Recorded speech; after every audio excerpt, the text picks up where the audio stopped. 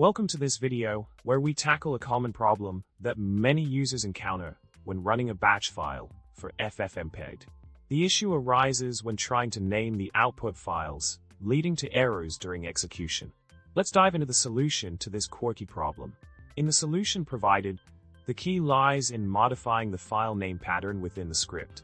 By doubling the percentage sign in the file name pattern, we can ensure that cmd interprets it correctly. This adjustment prevents cmd from replacing the file name pattern with the script's name, avoiding errors in the output naming process.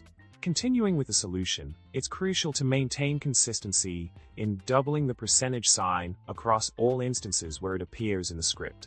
This uniform approach ensures that cmd interprets the file name pattern properly, allowing FFmpeg to generate the output files without encountering any naming conflicts. Taking a closer look at the modify command, we see the double percentage sign effectively resolving the issue with the output file naming.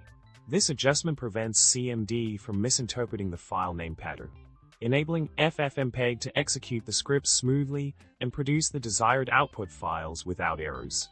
Wrapping up the solution, the final step involves incorporating the double percentage sign throughout the script to ensure consistent interpretation by cmd.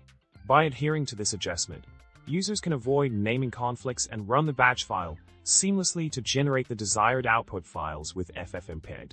And there you have it. With these tweaks to the script, you can now run your batch files smoothly and create the output files without a hitch. If you found this video helpful, don't forget to like, subscribe, and leave a witty comment below. Thanks for watching.